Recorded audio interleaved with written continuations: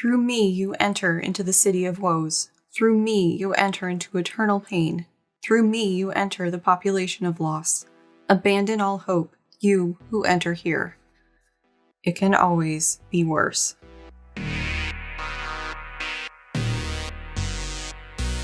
This video made possible thanks to the continuing support of viewers, patrons, and PayPal pals like you. Thanks. Hi, welcome back to the channel, and with the dramatic opening out of the way, cat, so it's not all bad. It's been about a year since I talked about this stuff, and it continues to happen, so let's turn this trigeminal neuralgia story into a trilogy. Why not?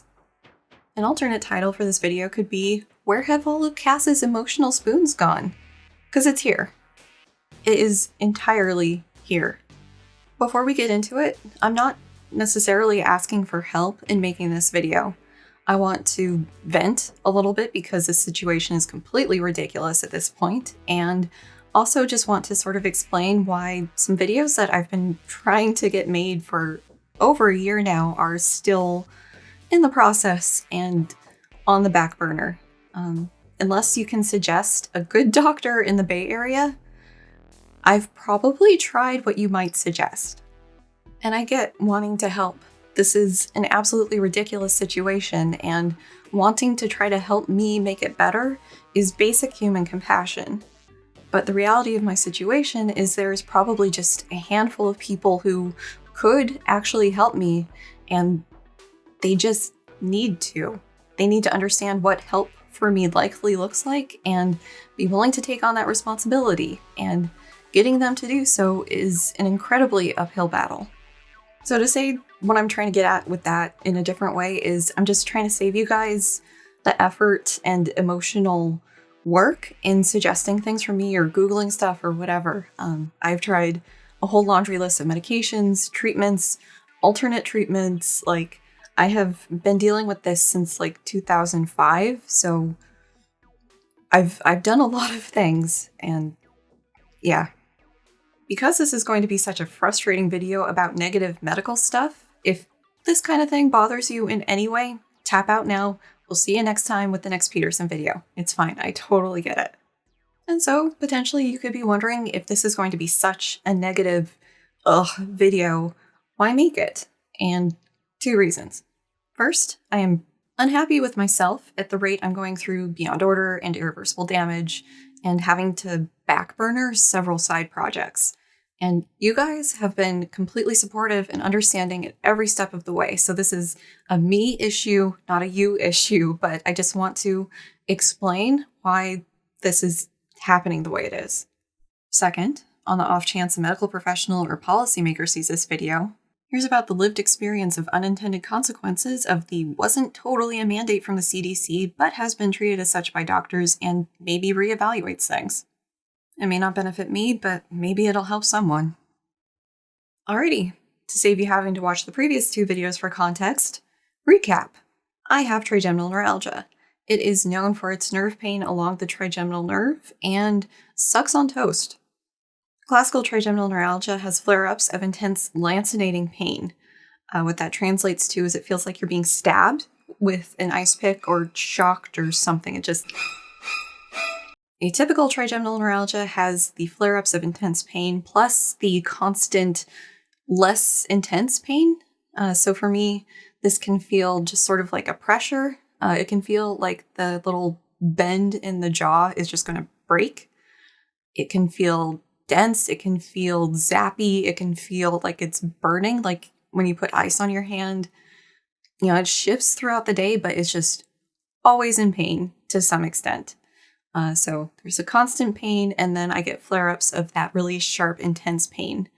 And the flare-ups, it's like I have the constant pain, and then in a flare-up, it gradually escalates to more intense pain, and then on top of that, you get the little lancinating bits. And I once recorded a video because I was curious about the timing of things, and the dit tends to last somewhere between like 7 and 15 seconds, where it just seems like it turns on, and then turns off, and then turns on, and then turns off. And it'll just cycle through that for a couple hours, at least, at this point. any of this started for me in 2005, although it might have been trending that way before then. And then the atypical part joined the party in 2014. So I've been dealing for this a while, and I have no idea why the shift from classical to atypical happened. I have no clear idea why I'm experiencing this pain. I originally thought it was from a wisdom tooth extraction that happened in 2004, and maybe the nerve got nicked or something because they had to dig out the teeth. But, as I'll talk about later, I've come to doubt that explanation. Oh, and he is asleep.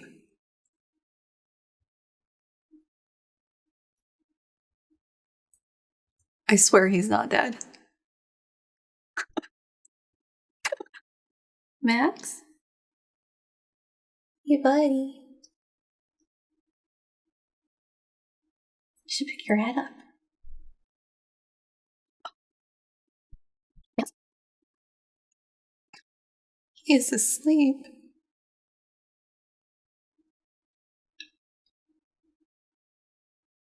Hey. Hey.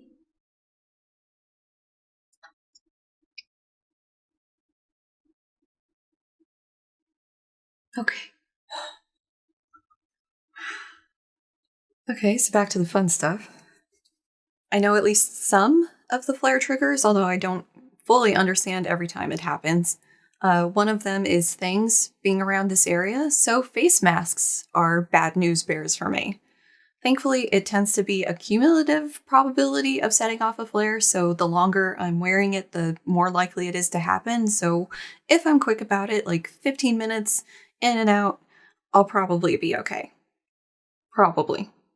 Because I've been dealing with this for so long, I have seen many types of providers who have tried many different things in the belief it was X.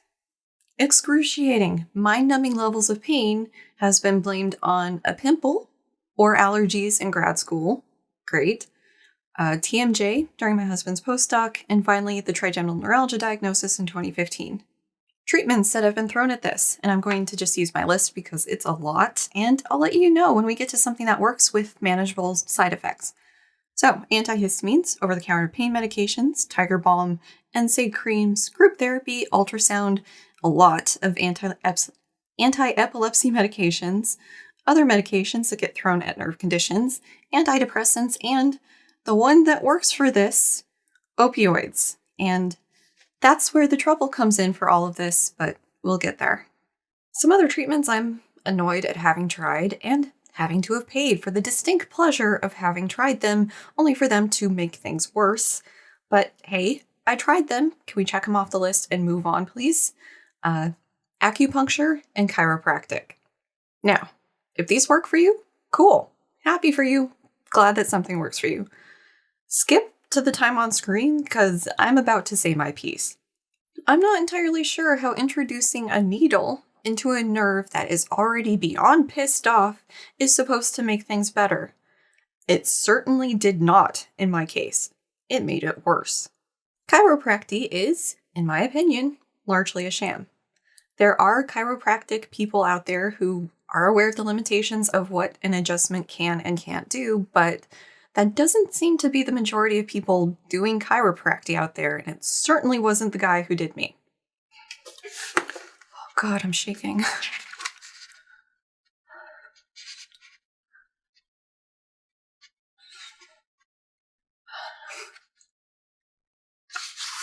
Putting his finger in my mouth during a flare, no less, because he was insistent that I come during a flare because he could just clear it up like that. Finger in mouth, massaging that back space, right at the back in between the rows of teeth, rubbing it in the middle of a flare made it worse. It's already worse, and he made it worse than worse. But hey, I fucking tried it. And I don't think me believing in this harder at this point in my life is going to make it spontaneously just work. A special layer of treatment hell is reserved for guided imagery. But hey, at least I didn't directly have to pay for this one. Somehow, attentive breathing and happy thoughts are going to make what has been described as one of the most painful conditions a person can experience all better. Sunshine and rainbows. When the published papers aren't just outright not finding an effect, they're giving an optimistic spin on things of, we just need to look harder and try, and we'll find something because this is really promising. Call me cynical, but I think it's pretty obvious why insurance companies would be 110% on board with using guided imagery as a treatment for as many things as they can. Seriously, the insurance company that we started coverage with this year sent me this fun little CD as a way to help me deal with the pain I'm experiencing. Other CDs that they're more than happy to send are for things like cancer, diabetes, or HIV infection. I'm not saying that a positive mindset and a sense of control or agency in your treatment isn't important, because it is. Just that enhancing these through guided imagery shouldn't be the primary treatment modality, and possibly reserved for people who seem to be struggling with that. Spoilers for later, me feeling like I don't have a lot of control in things isn't coming from nowhere. The short of it is, the thing that's given me the most pain management and general relief with the most manageable side effects have been the opioids. And this has come in the form of a morphine shot when the constant pain joined the party, followed by Dilaudid and Tylenol 3s, and then Percocet when we moved back stateside. But I live in the US, a place where the Human Rights Watch has called out the response to the opioid epidemic, cutting off treatment for chronic pain patients, despite this being argued as a basic right. The CDC may be changing their guidelines, but I predict that's going to be too little too late. That's a natural transition point, right? Cool. In the first of these videos, I laid out my experience up until the point of making that video, along with the concern that I was going to be abruptly cut off the pain medication by my doctor. Thankfully, that didn't happen. The second video was an update on that situation, as that doctor left Kaiser and I had to switch. The doctor I switched to insisted I go through pain management again, even though I already did that with the previous doctor, promised me she would honor whatever their decision was. If it was opioids, then she would prescribe. Later found out that she told them in the referral that I wanted to come off the only medication that actually, helps me, lets me live a functional life. Yeah, that makes sense. Pain management had 3 specialists: a psychologist, a physical therapist, and an anesthesiologist. And the anesthesiologist was deemed to be the best fit for me, and he offered me ketamine infusions or nerve blocks. And both of those are not really viable treatment options for me. With pain management basically reaching its end, I called the doctor to have a follow-up with my husband present, because things tend to go better with him there. She told me she was pulling me off the medication because, among other reasons, we would get divorced, because I would stop having sex with him because of the medication. I would, at some point, OD, and, perhaps most tellingly, she would get sued. That was her bottom line. She didn't want to be liable for my death. I arranged for a second opinion with a different doctor, because fuck that noise, and that doctor suggested I go vegan, and maybe that would fix everything. He also arranged for me to talk to a different neurologist for some unknown reason, and that neurologist actually talked to me, reviewed everything, listened about what I was going through, and said she would talk to my GP about the cost-benefit analysis that sometimes has to be done in these situations. And that is where I left off the last video. In an event that is entirely not surprising given everything that doctor had done to me, nothing came of it. I had to message the neurologist to find this out, because if there is one consistency in US healthcare at this point, in my experience, it's that in order to find anything out, you have to do it yourself. Doctors aren't going to tell you things. I got the sense that maybe there was some corporate mandate from Kaiser that doctors were needing to get everybody off of opioids, no matter what the situation was. So we planned on switching insurances at the end of the year.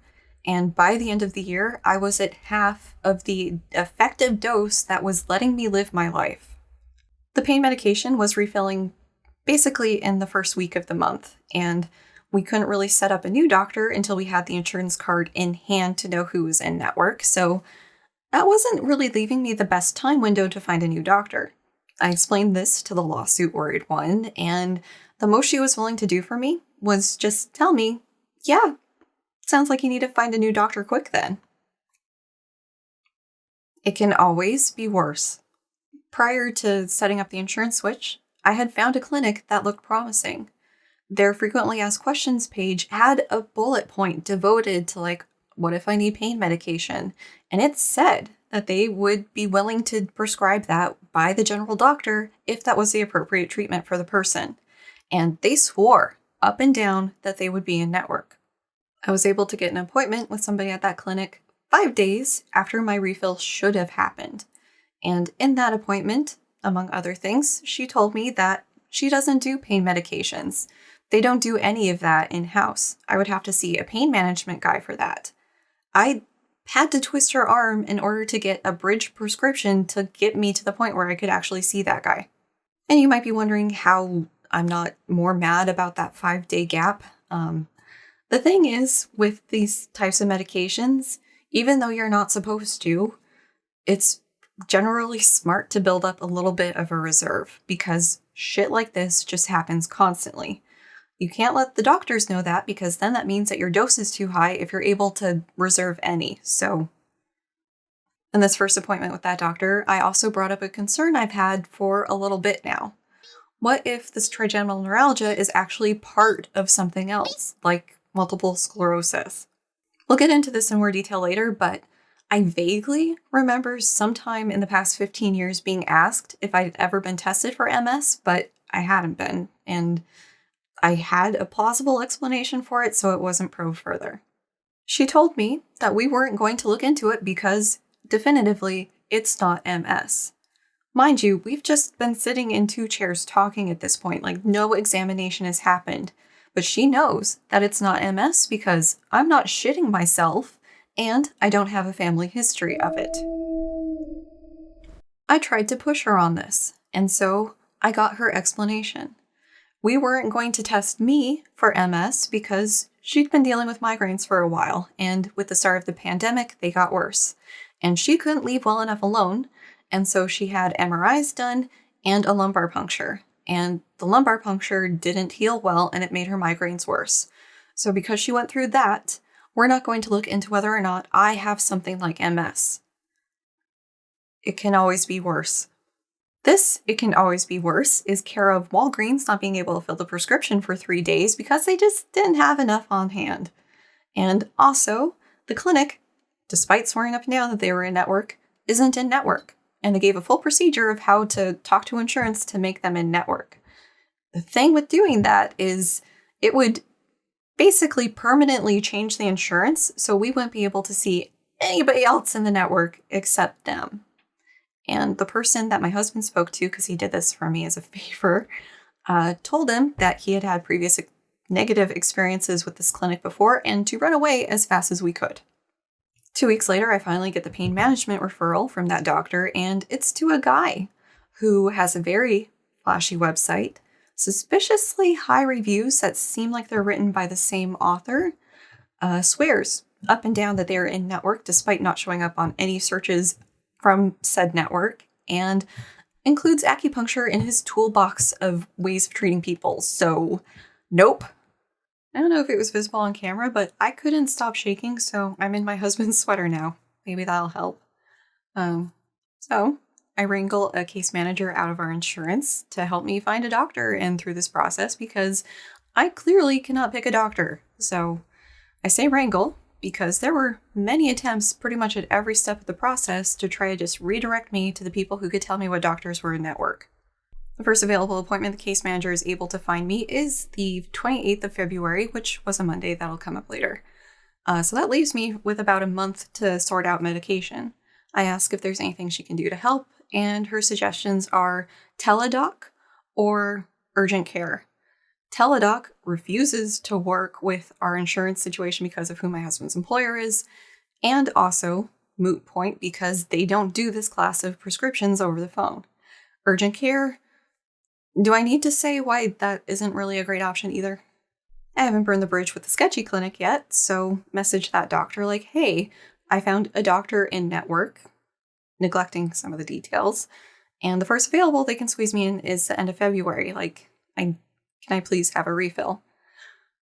Turns out the doctor I saw left the sketchy clinic, and I'm now speaking to a different doctor. They don't say anything to me, but they give me enough medication to get me to the 28th. But it can always be worse. So the appointment is coming up on a Monday. It is the Friday before, and it seemed weird to me that I hadn't heard anything from the doctor's office yet. So I called to confirm the appointment. They have no record of me ever having an appointment with them. I am told the first available they have is sometime in April. Is that okay? No, it's not okay. I am out of medication. We're not okay with this. So the receptionist is able to find me something on March 10th.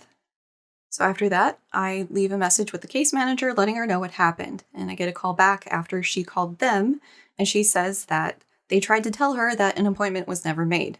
She countered that with, she has her notes of making the appointment, and she is a case manager, so don't fuck with her.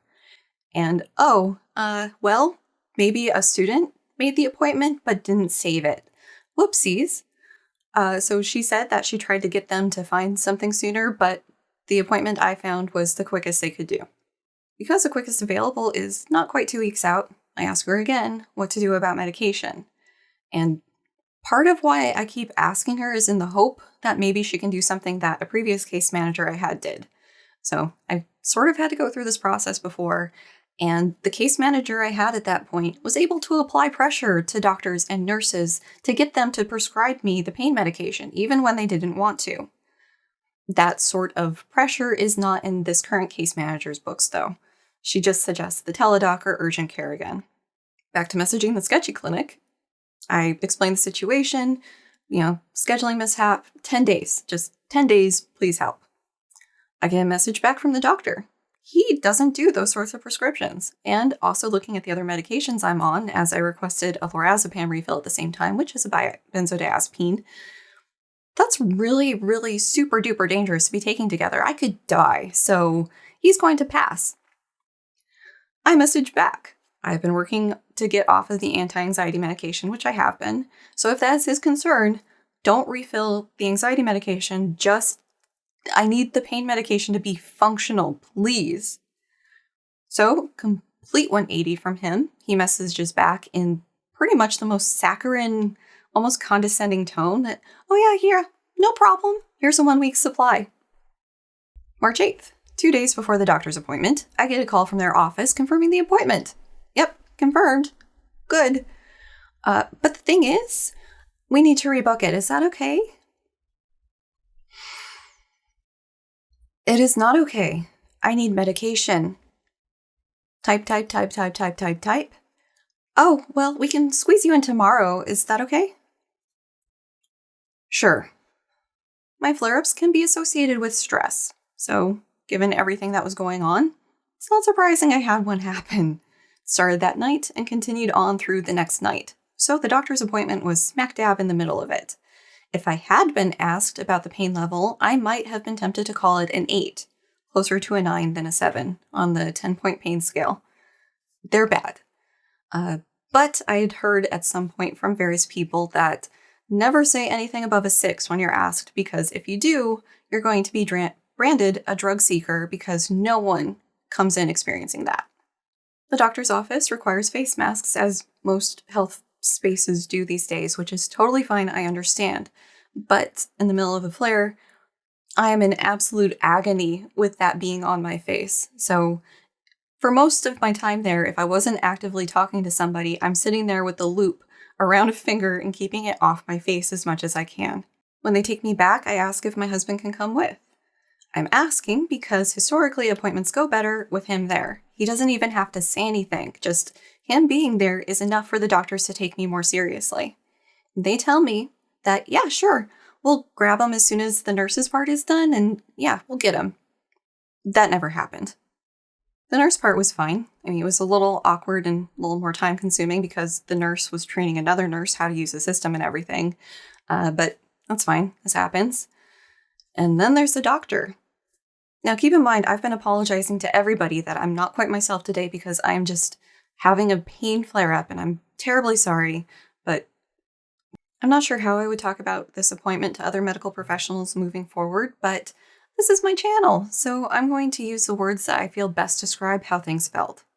She started things off with a compliment. She came in, looked at me for a very long second, and then said, "I like your hair. It's very colorful." Maybe there was no subtext there, but it kind of felt like a read. She apparently has access to my full Kaiser records on her computer. In an ideal world, that would be great, but that's not the world I live in. She potentially has access to my last Kaiser doctor saying that I wanted to come off the medication, among other things. She proceeds to interrogate me about who I saw when and for what, all while just furiously scrolling through these records. When was my last MRI? 2019. When in 2019? January? When in January? The middle of it? What doctor ordered it? What were the results? So keep in mind, I am in excruciating pain while this is happening, so I'm sitting there like hunched over, holding the mask off my face, trying to answer these questions. And so maybe if I wasn't in that much pain and I had time to look through my notes, I could answer these questions, but she's just hitting me with these questions rapid fire. So apparently I'm supposed to just have this stuff memorized off the top of my head. But it can always be worse.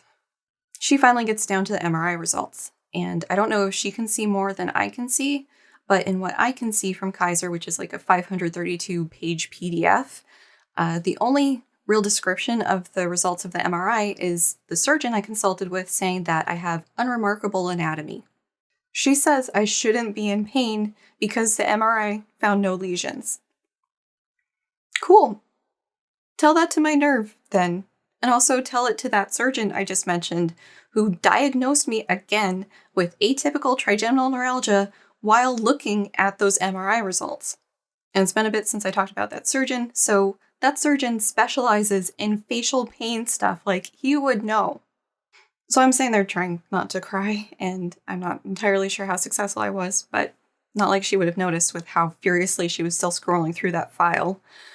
But it can always be worse. Why had I rejected all treatments offered? I tried to clarify that I hadn't rejected all treatments. I tried everything but 2 medications that they suggested, and the ketamine infusion and nerve block weren't viable options for me. Later, looking through the file myself, I can see that for whatever reason, the pain management, despite this not being any part of the conversation I ever had with them, with the psychologist, physical therapist, and anesthesiologist, they picked the anesthesiologist for me. Like, I didn't reject psychology and physical therapy. Like, they ruled those out for me. But in my file, it says I rejected their treatment. Anyways, back to scrolling. She asks what medication I'm on. I say lorazepam, that I'm in the process of tapering off, and Percocet. Who started you on the Percocet? A doctor in 2015, and before I can say more, what dose? I was on 4 of the 7.5, and I'm trying to keep talking, but she cut me off. She cut me off to... That's too high. That is much too high. So at this point, I do cry in her office, like visibly cry, because it's happening. It's happening again. All of this shit I've been through, and I am potentially in a worse situation than I was. She notices me crying, so stops furiously scrolling through the document to give me the lines doctors have extrapolated from those CDC guidelines. It's too dangerous long term. It will stop working at some point, and one I hadn't heard before, quote, "The state of California will come after you at some point for using that medication." Bull fucking shit. If the DEA is coming after anybody in this equation, it's her. They're not going to bother going after somebody who's using a legally prescribed medication at a reasonable dose. It's just 100% manipulative fear-mongering again. I say that I've tried so many things over the years, and that is the one thing that helps and doesn't leave me with bad to debilitating to life-threatening side effects. So we move on, leaving that hanging. But never forget, dear viewer, it can always be worse. I bring up my concerns that the trigeminal neuralgia is part of a bigger picture like MS or something that has just been missed. To quote her, "Why on earth do you think you could have MS?" This is also happening again, apparently. I do not understand this approach to doctoring.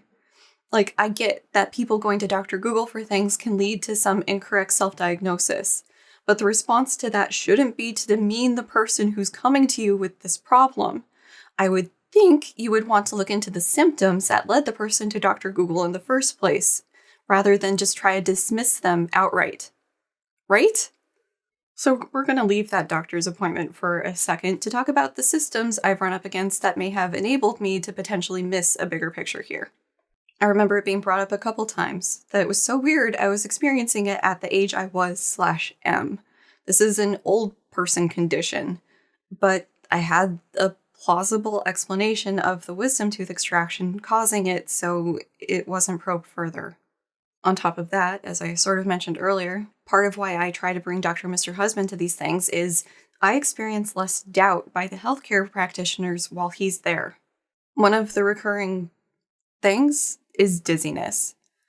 This can take the form of me minding my own business and just out of nowhere, whoop, get the spins.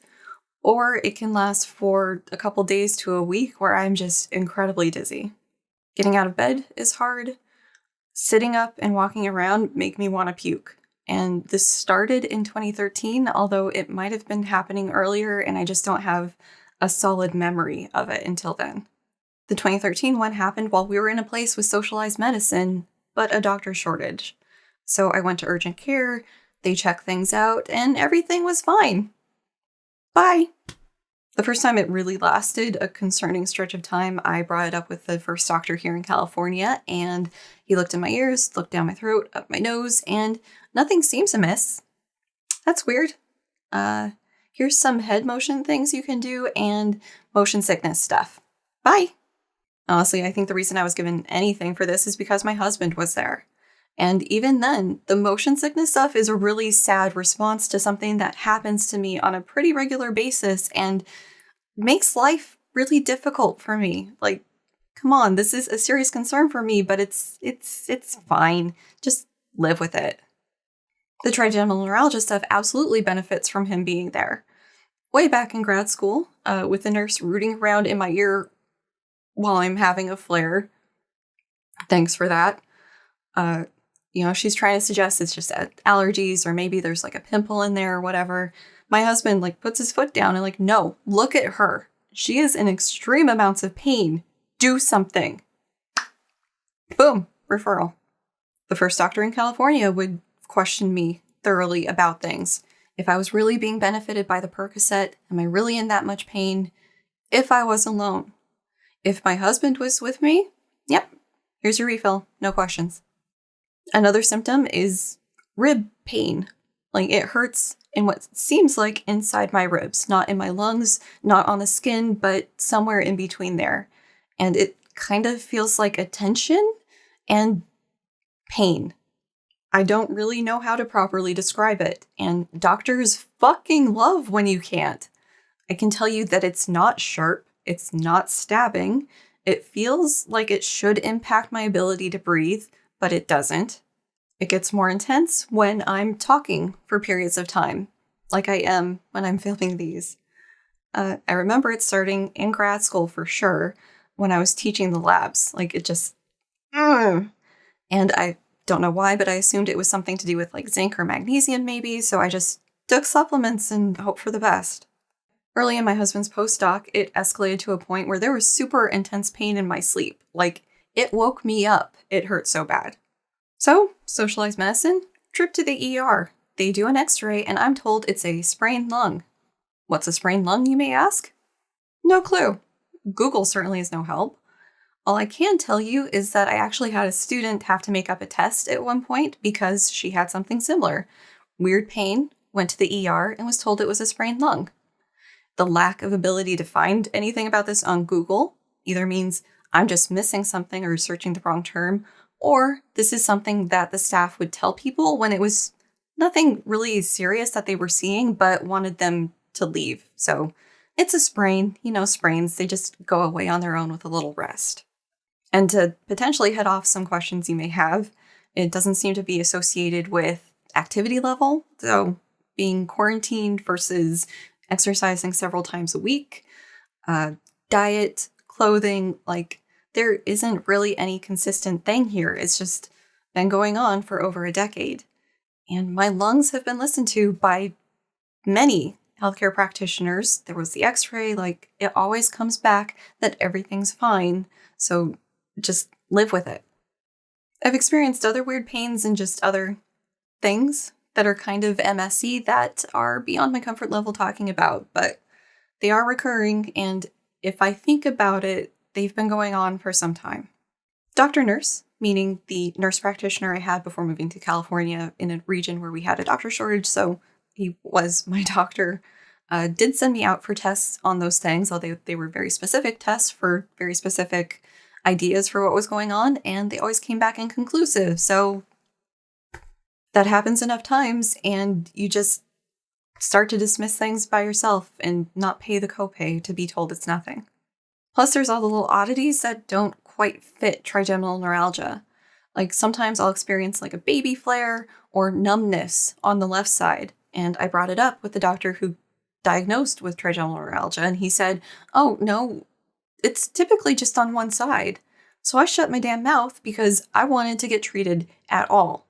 And the amount of grief I get for having constant pain, like I can't imagine if I was bringing up it being on the other side.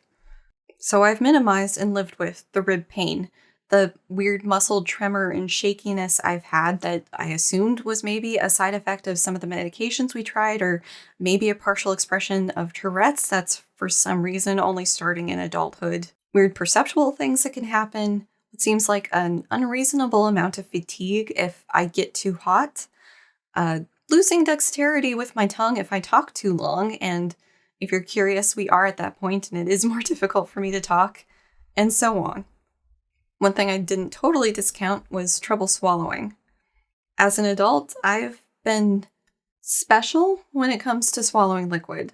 Like, everybody occasionally has trouble where it just goes down the wrong pipe, but it seems to happen more frequently with me. But in 2016, I took a bite of a burger and it got stuck. I could still breathe. I wasn't choking, so it was down the right pipe, but it wasn't moving. Cool, it hurts like a bitch, so tried washing it down with some more Coke, and it wasn't budging. The Coke just sat on top of it. So I just sat there and waited, and eventually it made its way down. Okay, that sucked and was weird, but maybe I took too big of a bite and I didn't chew it enough. Then it happened again sometime later with a different food item. Okay, must have gotten sloppy. I'm sure it happened more times between the next one I can definitely remember, but it happened again while we were at a friend's house.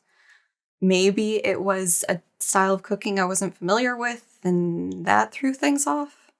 And friend, if you happen to be watching this, I am very sorry about disappearing in your bathroom for a period of time. It was not your cooking. More instances happen, but there was always that doubt of like, maybe I didn't chew it enough. Maybe I took too big of a bite. Then it happened with soup. Fucking soup. I took a bite, it went down and got stuck. And it stayed there until I brought it back out.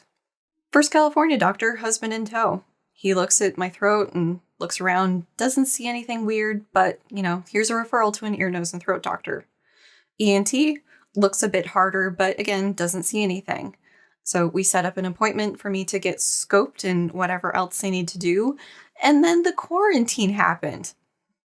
So this one is still very much in the air, but sitting here filming this, it occurs to me that that doctor didn't give me any sort of referral for this, so cool. It's been happening much more frequently, and I've sort of learned how to deal with it. If you really want to feel sorry for anybody here, pity my husband, because he has to hear the noises that are associated with me dealing with it, and it always happens at mealtime. It's entirely possible that me experiencing all these different things is just me being unlucky. I don't deny that. But that these things match up with symptoms of MS, maybe fibromyalgia, maybe we should examine those and rule them out before just dismissing them, right? So with that bigger context, back to the doctor's appointment and her dismissing me and my MS concerns for God only knows what reasons. And so I think understandably, I'm full on crying at this point. And crying in a pain flare hurts. It hurts so bad. So imagine me sitting there in that tiny little exam room chair, just in so much pain and just exposed and raw because nobody wants to help me. Before she has a chance to move on, I fucking enlighten her about why on earth I am worried I have MS. The symptoms I talked about, plus the ones I didn't feel comfortable sharing. Although it occurs to me again that one that's really weird is the surface of my brain feels sunburned. Like inside my skull, my brain feels like it's sunburned, is the best way I can describe it. That's a weird one. She asks me if I have a family history of MS. Now, it just so happens that earlier that week, talking with my mom, I found out that my dad, at the time of his death, had an appointment on the books to be tested for MS. That's not the same thing as having a diagnosis, but it's pretty fucking compelling, I would think. And maybe it was, because we move on. So after everything she put me through and said in this appointment, she says that if the neurologist says that opioids are the best treatment plan for me, she will prescribe them. I have a really hard time believing her because I've heard that one before, and also just everything I've experienced because of that office.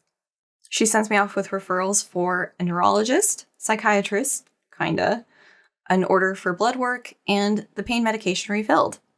Crisis averted, right? It can always be worse. The Walgreens that the prescription was sent to doesn't have the medication on hand to fill it. The doctor's office locked the doors behind us when we left, so they sure as shit aren't going to call it in somewhere else. We're told that they'll be able to fill it Friday. The next day, I take a closer look at the paperwork, and the psychiatrist that I was referred to has a PsyD, not an MD. That's weird. Psychologists can't prescribe psychiatric medication, but we're just gonna fucking roll with it because why not? I also noticed that in the stack of papers I was sent home with, I have the lab work paperwork for another patient there. Mistakes happen, right? I call the doctor's office and let them know, and I'm met with, okay, and we can print off another one. I don't know, I thought maybe you guys would pass on the info to that patient in case he didn't notice he was missing it or wondering where it was. Come on. Friday, after my video premiere, I get a message from Walgreens that there's something wrong with my prescription. I call and they don't know what happened, but the inventory didn't show up, so they can't fill my prescription.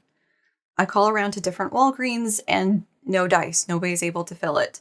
Not that it really would have mattered because the doctor's office was closed by that point, so guess I'm waiting till Monday. Monday! I look at the Walgreens app and the status on it is it's being reviewed by the pharmacist, but don't worry, everything's okay. Just sit tight. Like hell that's ever happened. So I go to the pharmacy, see if I can get it filled, and the pharmacist, type, looks confused at the computer and disappears for a little bit. She comes back incredibly apologetic and says she doesn't know what happened. They ordered it twice, and it's now saying Thursday. She calls around and finds a Walgreens location that does have it and tells me to call the doctor to get it transferred, and she'll also call the doctor and hopefully they can get it moved. Coincidentally, Dr. Mr. the husband is having his first appointment with somebody at that same office, but a different doctor. I ask him, because he's still in the waiting room, if maybe he could talk to the staff about it, but I also try calling. Because he's there, he can see the staff panic as their phone system shits itself, like full shutdown, no calls in or out, staff using their cell phones to call IT like what the fuck is going on. Not entirely sure what happened, but the experience on my end was being on hold for 15 minutes. Sitting in the Walgreens parking lot trying not to have a panic attack because with the way my luck is, the Walgreens that did have it wouldn't have it by the time it was able to be transferred, and then the doctor's office would be closed and I'd be fucked for however long it takes. Eventually I get through, leave a message with the receptionist that I am told will be passed on to the physician's assistant. I ask if she knew how long that would take, and nope. My husband brought it up with his doctor, who could only really give the reaction of, why don't they have it? Someone at the original Walgreens pulled some sort of magic because a couple hours later, I got a message that my prescription was filled. You better fucking believe we were there getting it before anything could happen. I don't know what they did, but I'll take it. Roughly an hour later, I get a call from the PA, and I don't think she had a lot of information because she was just basically calling because I called. I explained the situation, that I've been trying to get a prescription filled since my visit the week before. The Walgreens was having trouble stocking it, so I was trying to call to get it transferred to different Walgreens, but the original Walgreens somehow found the stock, and the situation resolved itself. Like, bottom line, she didn't have to do anything. In what sounded to me like an annoyed tone, she asked if I was switching Walgreens. And I guess the pharmacist must have given them the address for the one that did have it in stock, and I had thought about switching to a different location because maybe I'd have better luck at a different one, so I said, sure. Again, it sounds to me like an annoyed tone. Okay, well, if there's nothing else. No, that was it. Thank you. I've got the neurologist appointment booked for next month, and I am 100% not optimistic for how that will go, especially because the referral paperwork only says trigeminal neuralgia on it, nothing else. But I'll do my best. I'm toying with the idea of trying to contact the last neurologist I saw at Kaiser because she had been supportive and was willing to talk to that doctor.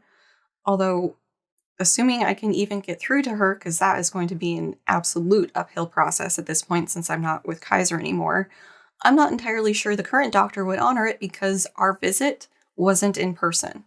Oh yeah, one of her questions was, when was the last time I saw a neurologist in person? Not that we're under a global pandemic or anything, that would make in-person visits really fucking difficult. No. I think it was 2 days after the Walgreens thing, I called the doctor's office to let them know that they had given me a referral to a psychologist, not a psychiatrist, and so I needed a psychiatrist referral. I am told in rapid succession that my insurance doesn't cover psychology or psychiatry, which is patently untrue, so my referral was rejected, which is also not true. So I need to book the appointment by myself, which is true. How many instances do I accept before I have had it with this office? And the frustrating part here is my husband's appointment with his doctor was totally fine, other than them rebooking his initial appointment a month back. Psychologist referral. In the intake call, I confirm that, yep, she 100% cannot do psychiatric medication. I indicate that I'm a bit confused as to why I was referred to her by my doctor. Quick aside, I looked her up before we had that call, and one of her specializations is trauma. I'm not entirely sure if all of my experiences with doctors could be labeled as such, or if I'm being led down to developing that, but that's her specialization, so she would know better than me. She asks if I was looking for therapy. I kind of think out loud with her on the phone that it would probably be good for me to talk to somebody about all of these experiences I've had because of the trigeminal neuralgia, so we set up a first appointment. That appointment was last week, and it was something, in a good way, for once. After a little talk, she ended up getting just a good chunk of all of the bad. Just all of the dismissals and medication bullshit and just doctors treating me the way they did. She was shocked that doctors would be so willing to take away the treatment that seemed to be the best option for me, and audibly laughed when I got to the part about California coming after me for the medication. She said it was totally understandable that, given what I've been through, I would build up a distrust of doctors. Then we got to the more generic questions and what sort of words would I use to describe myself. First off the top of my head was empathetic, and then struggled for a bit to come up with a nicer version of stubborn, and settled on tenacious. She said she would have gone with resilient because it's no small wonder that I'm still here. I can't tell you how validating that was. I cried when she said it. I cried when I was scripting this, and crying now. We talked a little bit about how I've been coping with things, and I said that a lot of it's just been venting to my husband, my best friend, other places, and also just trying not to stay preoccupied with it, to fester on those thoughts, and those are acceptable ways of coping, so her work won't be focused there. She said she could offer me basically what amounts to a character reference for the doctor, that I'm not an addict, that this treatment would help me, that I'm not a high prescribing risk. Like, come on. But that would take time to build up. Fair enough. But there's that nagging little thought again. It can always be worse. So I can't really fully let myself feel like this is something that's going to actually change things for the better, because historically things don't. I'm fully open to the possibility it can, but I'm not holding my breath. So yeah, that is what's new on this fucking healthcare saga, and why I'm beyond emotionally exhausted at this point. This chapter started in December of 2020, being pulled along and yanked around with no real ability to have agency in what's happening to me. The stupid guided imagery thing I was sent talks a big game about the importance of feeling empowered in dealing with your pain. It's all talk. There's no empowerment to be had here. I physically feel worse than when I went through the horror show that was my dissertation process. That lasted a couple months, maybe half a year if you include the proposal. This has been going on for over a year. Just fight or flight regularly kicking into action with little periods of rest between appointments. My quality of life has roughly decreased along with the dose. I can't exercise without probably triggering a flare that lasts at least a couple of hours. I want to get back into strength training because that was fun for me. Like, I could deadlift 160 pounds and I was fucking proud of that. And now I can't lift up the bar without just a lightning bolt of pain. Other hobbies can get fucked. Guitar? Nope. Knitting? Mm-mm. Reading? Not for more than an hour, really. And other life enjoyment aspects are screwed over too. In theory, all of that is supposed to factor into the pain management discussion, but it's been roughly a year since anybody asked me anything close to those sorts of questions. And even then, it wasn't addressing quality of life or basic maintenance stuff. It was just the pain management psychologist making sure I was coping with the pain, nothing else, and the physical therapist making sure I was chewing on both sides of my mouth and not picking up any bad habits. That's it. And that was before the taper started, so things have gone downhill since then. The last time any healthcare professional asked me any sort of questions about my quality of life, how I'm doing, how is the pain management going, was before we moved to California. You'd think this would be basic stuff they have to ask in pain management, but nope. The only person who's tangentially related to any of this who's asked has been the psychologist, who I got connected with on accident. And even then, I'm not entirely sure how much she can actually help. This work and this channel is one of the things keeping me going. I want to finish these books. I want to do those side projects. It's good for me to focus on something that isn't the bullshit reality of my life. Regular viewers may have noticed that I've sprinkled in easier videos this past year, and this is why. I deeply appreciate your support and understanding in all of this. Like, you guys are amazing. Hopefully this video has been educational in some way, or maybe even useful. But regardless, thank you for listening, and until next time.